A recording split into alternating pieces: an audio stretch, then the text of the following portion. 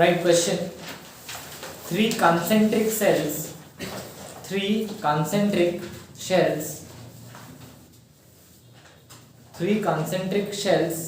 of masses m1, m2 and m3 of masses m1, m2 and m3 have radii a, b and c respectively.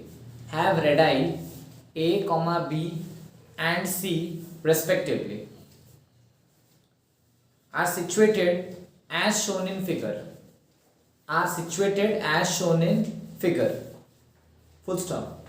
Find the force on a particle of mass m. Find the force on a particle of mass small m. Okay. Bit A. When the particle is located at Q.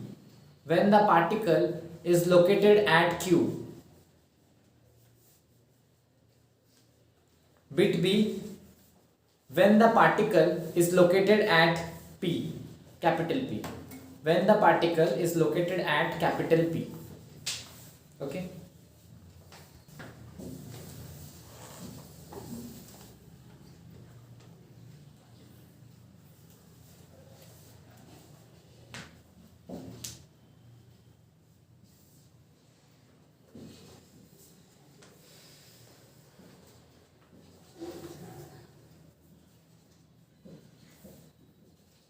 This is the diagram. Okay.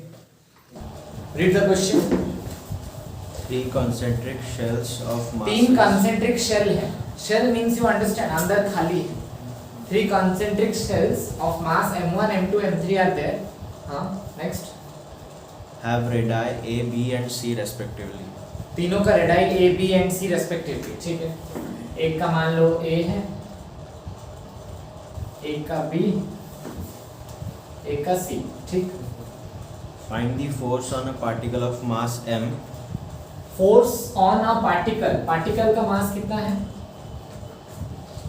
Particle mass is how much? Small m. ठीक है. Placed at position P and position Q. अभी bit 1 पहले solve करते हैं. At position Q. Position Q जब है, सबसे पहला shell देखो. उस पे force क्या? Attraction. क्योंकि gravitation pull is always attractive. तो पहला जो है शेल वो उसको खींचेगा. शेल के सेंटर से उसका डिस्टेंस कितना है? y.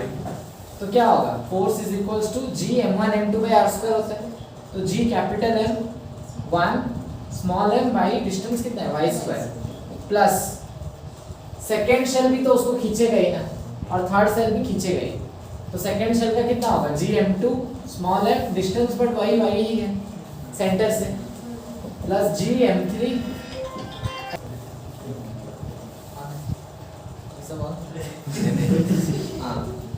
Ji M by Y square common लो, small m m1 plus m2 plus m3. तो दिस इज बिट 1. बिट 2 में क्या बोला है? At position P. Position P में देखो बाहर वाला जो शेल है उसके तो अंदर में है ना P. वो कोई फोर्स लगा पाएगा क्या? नहीं, क्योंकि वो शेल है अंदर से खाली है, खोखला है, तो वो कोई फोर्स नहीं डाल सकता. तो उसके ऊपर अभी कौन से दो शेल डालेंगे? पहला और दूसरा. तो क्या हो जाएगा? Force will be g capital M small m by capital M1. पहला वाला शेल को अगर देखेंगे डिस्टेंस कितना है सेंटर से? x square plus g capital M2 small m by x square, और तीसरा वाला का तो जीरो हो जाएगा. So what I take common? gm by x square, तो m1 प्लस m2. ठीक है, understood. Next question. What is the fractional decrease? What is the fractional decrease in the value of? What is the fractional decrease in the value of free fall acceleration? In the value of free fall acceleration small g for a particle when it is lifted from the surface to an elevation small h, bracket में लिखो small h is less than r, small h is less than capital R. Okay, solve this question. Ananya read. What is the fractional decrease in the value of हाँ पढ़ो. free fall acceleration g It is asking fractional decrease in the value of g. ठीक. of हाँ. a particle when it is lifted from the surface to an elevation h. When it is lifted from surface, अर्थ के surface में एक particle है, अर्थ के surface पे जब है तो कैपिटल R पे है. It is lifted from the surface to a height जो कि कितना है h, मतलब R से इतना ऊपर उठाया गया, सरफेस से h ऊपर उठाया गया है. Are you understanding? तो जो चेंज इन रेडियस है, चेंज इन रेडियस कितना होगा h, क्योंकि पहले पार्टिकल यहाँ पे था, जब यहाँ पे था तब रेडियस कितना था r, अभी जब यहाँ पे है तो रेडियस कितना है r प्लस h. समझ रहे हो कि नहीं? यहाँ पे जब इनिशियल पोजीशन में r था, जब ऊपर चला गया है तो रेडियस कितना हो गया r प्लस h. सो dr जो कितना हो जाएगा तुम्हारा r plus h minus r. So dr is how much h. dr कितना हो गया? समझ रहे हो? ठीक. अब आगे चलते हैं. ये चेंज इन रेडियस है. g को हम लोग कैसे रिप्रेजेंट करते थे? gm by r square. ठीक है ना?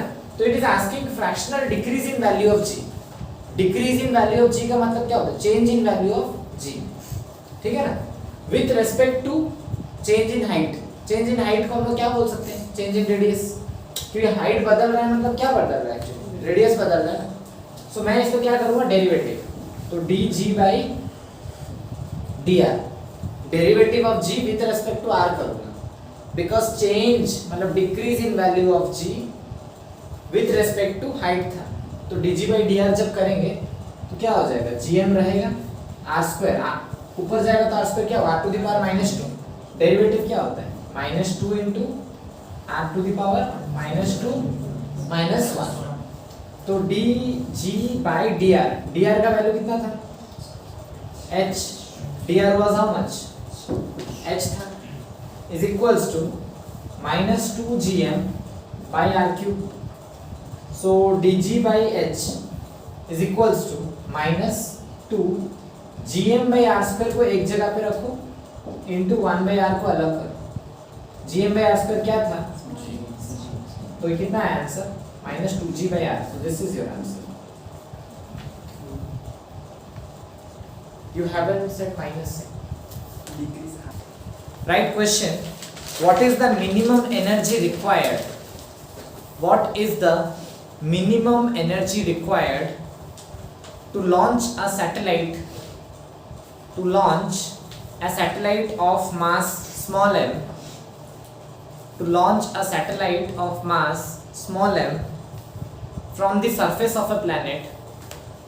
From the surface of a planet of mass capital M, from the surface of a planet of mass capital M and radius capital R, and radius capital R in a circular orbit, in a circular orbit at an altitude of 2r, in a circular orbit at an altitude of 2r. Okay, Ananya पढ़ो question, जोर से पढ़ो. What is the minimum energy required to पहला point में क्या दिया है? Minimum energy required. ज्यादा ब्राइट मत. to launch a satellite of mass small m minimum energy required to launch a satellite of mass small m. Earth है, satellite को कहाँ से लॉन्च करते हो? सरफेस से. तो सरफेस पे सैटेलाइट है of mass small m. from the surface of a planet of mass capital M and radius capital R. Capital M, radius capital R. हाँ. In a circular orbit at an altitude of 2r. एक circular orbit में हमें उसको छोड़ना है जो इसके बाहर घूमे. उसका जो हाइट है वो 2r है. क्या बोल रहे? वापस पढ़ो. In circular orbit At an height of 2r. मतलब वो हाइट 2r है. मतलब अभी सोचो मास यहाँ पहुंच गया है तो ये जो होगा ये टोटल में कितना होगा r प्लस 2r, क्योंकि हाइट 2r है ना, बोला क्या है हाइट है 2r, तो टोटल रेडियस कितना हो गया 3r। सर्कल घूमने के बाद तब क्या हो जाएगा 3r। तो सैटेलाइट यहाँ पे घूम रहा है, ऐसा करके घूम रहा है ऑर्बिट में, ठीक है। बोल रहा है कितना एनर्जी देने से एक सैटेलाइट यहाँ से पहुंच के पोजीशन ए, मान लो इसको, पोजीशन ए से जो कि सरफेस ऑफ अर्थ पे था वहां से कहां पहुंच जाएगा पोजीशन बी पे। पोजीशन बी कहां पे, जहां पे एक सर्कल में वो घूम रहा है। एम आई क्लियर, समझ में आ रहा है। तो हर जगह में पोजीशन ए, तो total energy at position A should be equals to what, total energy at position B. Position A में उसके पास क्या है, सिर्फ क्या है काइनेटिक एनर्जी, तो काइनेटिक एनर्जी नहीं है, देना पड़ेगा पोटेंशियल एनर्जी है उसके पास। काइनेटिक तो हम लोग देंगे ना, कोई भी सैटेलाइट को, don't write right now at the end you write to understand, कोई भी सैटेलाइट अर्थ के ऊपर है उसके पास अपना पोटेंशियल एनर्जी जरूर होता है। काइनेटिक एनर्जी तो वी ऑफर ना, हम लोग उसको लॉन्च करने के बाद वो जाके एक पाथ में घूमता है। So this has to be provided by what us is equals to kinetic energy at B plus potential energy at B। इतना समझ में आ रहा है, ठीक। तो काइनेटिक एनर्जी एट ए क्या है हमें पता नहीं, क्योंकि यहाँ पे तो सैटेलाइट का कोई स्पीड क्या है, कितना एनर्जी हमें देना है हमें पता नहीं है, तो काइनेटिक एनर्जी एट ए हमें नहीं पता। पोटेंशियल एनर्जी का फॉर्मूला हमें जरूर पता है, minus ji m1 m2 by R. तो क्या करेंगे, minus G capital M small m by position A पे सेंटर से पोजीशन कितना है दूरी r equals to kinetic energy at b। तो b पे वो कौन सी स्पीड में घूम रहा होगा, ऑर्बिटल वेलोसिटी के साथ घूम रहा होगा। तो हमें ऑर्बिटल वेलोसिटी पता करना पड़ेगा कि कितना है। b पोजीशन में जब वो घूम रहा है, मान लेता हूं मैं b पोजीशन में जब वो घूम रहा है, कोई भी चीज जब घूमता है बेसिक लॉजिक क्या है, अंदर की तरफ ग्रेविटेशनल फोर्स, बाहर की तरफ सेंट्रीफ्यूगल। अंदर की तरफ ग्रेविटेशनल, बाहर की तरफ क्या होता है सेंट्रीफ्यूगल। तो Fg it is coming in frame, इधर का है हां, तो Fg इज इक्वल्स टू क्या होगा F सेंट्रीफ्यूगल। तो ग्रेविटेशनल फोर्स का फार्मूला क्या होता है, G capital M small m by r square, मतलब डिस्टेंस का स्क्वायर। यहां से लेके B का डिस्टेंस कितना है 3r का, टोटल डिस्टेंस कितना है 3r का square is equals to centrifugal force का क्या फार्मूला होता है mv स्क्वायर बाय r। तो स्मॉल m v नॉट का स्क्वायर बाय r, r कितना होगा 3r होगा कि नहीं होगा, r will be what 3r, mv square by r ही तो फार्मूला होता है ना, क्योंकि डिस्टेंस क्या है 3r, कैंसिल हुआ, स्मॉल m कैंसिल, तो gm by 3r is nothing but v not का स्क्वायर। सो यहाँ पे काइनेटिक एनर्जी v की जगह मैं क्या पुट करूंगा, half mv square, half m v not का स्क्वायर के साथ वो घूम रहा है, plus potential energy at b position में पोटेंशियल एनर्जी क्या होगा minus g capital M small m by distance कितना है 3r, क्योंकि उसका यहाँ से डिस्टेंस कितना है 3r। So kinetic energy at a is equals to, अब इसको उधर ले जाओ, half small m v not square is how much g capital M by 3r, ये उधर जाएगा तो plus g capital M small m by r minus g capital M small m by 3r। एक एलसीएम कितना हो रहा है 6r, तो g capital M small m plus 6g capital M small m minus 2g capital M small m। LCM देखिए 7 minus 2 कितना हो रहा है 5, तो 5g capital M small m by 6r। This is the answer.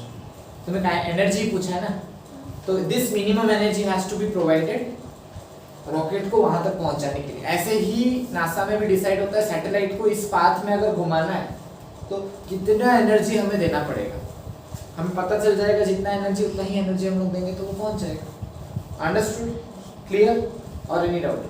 कभी भी minimum energy required question होगा तो ऐसे ही करेंगे, उस जगह का काइनेटिक एनर्जी पता करेंगे। समझ गए?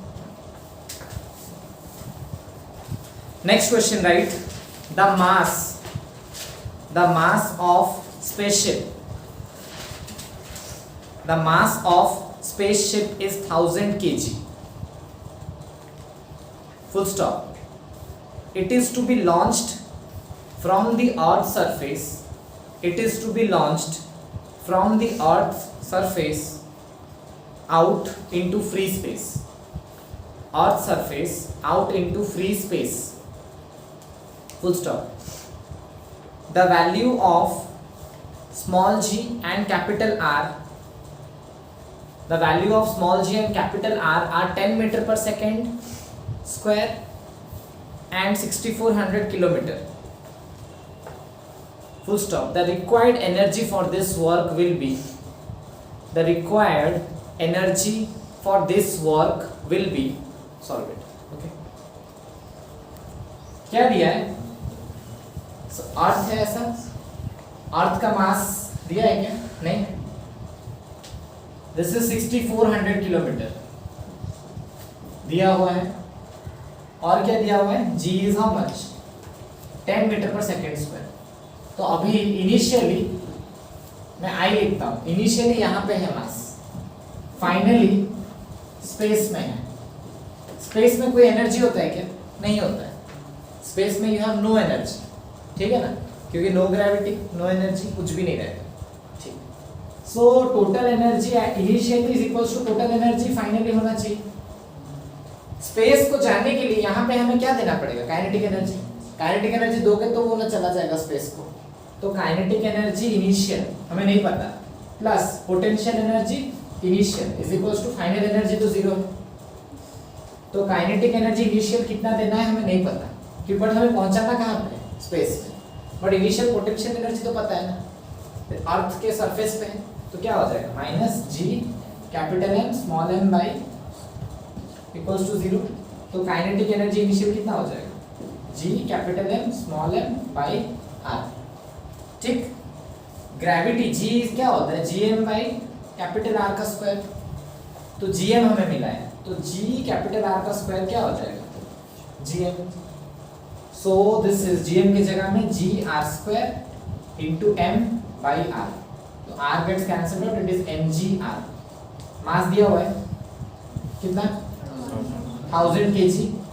जी दिया हुआ है 10, 6400 kilometre into 10 to the power 3. तो इतना जूल. इजी था ना? फिर भी नहीं कर पाए. मतलब टैलेंट है कि नहीं? जबरदस्त.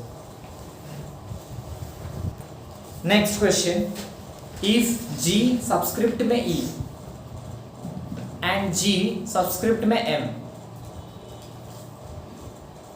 स्मॉल g सबस्क्रिप्ट में m are the acceleration due to gravity on surface of earth and moon respectively. On surface of earth and moon respectively.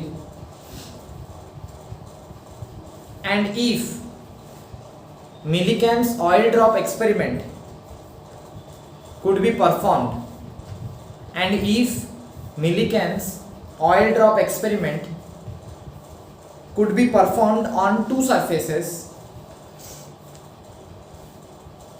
find the ratio of electronic charge on earth to electronic charge on moon. ठीक है. Find the ratio of electronic charge of earth and electronic charge of moon.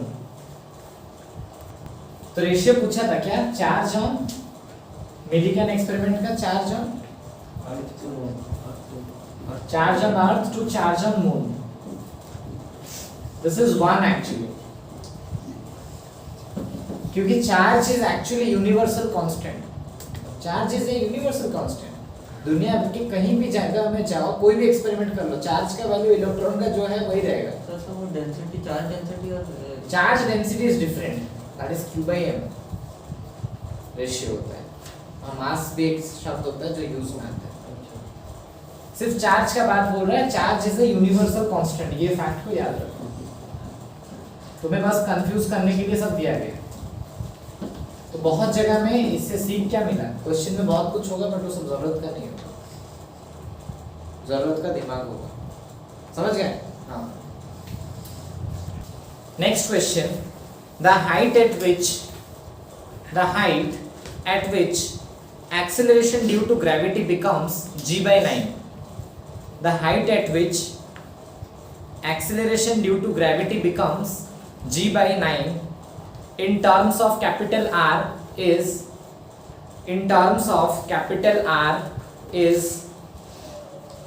solved. So what is the question? It is asking you when gravity will become g by 9. सबसे basic thing क्या है, g is actually gm by r square.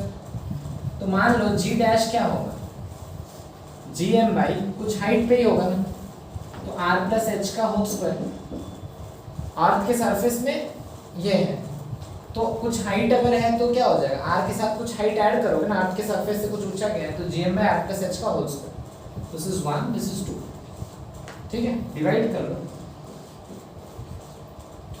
g by g dash is equals to what, gm by r square, gm by r plus h का whole square, gm cut गया तो g dash कितना था, g by 9, तो 9 ऊपर चला जाएगा, is equals to r plus h by r का होल स्क्वायर, 3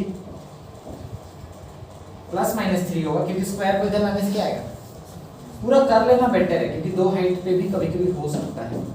अब करो एक बार 3 ले लो, तो 3r is equals to r plus h, तो r इधर माइनस होगा तो 2r is equals to h, तो h तो हमेशा पॉजिटिव ही होगा ना, अगर माइनस लेते तो minus 3r is equals to r plus h होता, तो h will be what, minus 4r।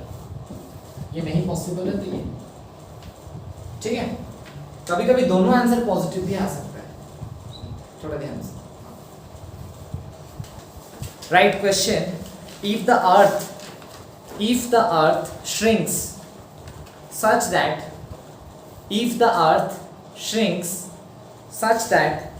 its mass does not change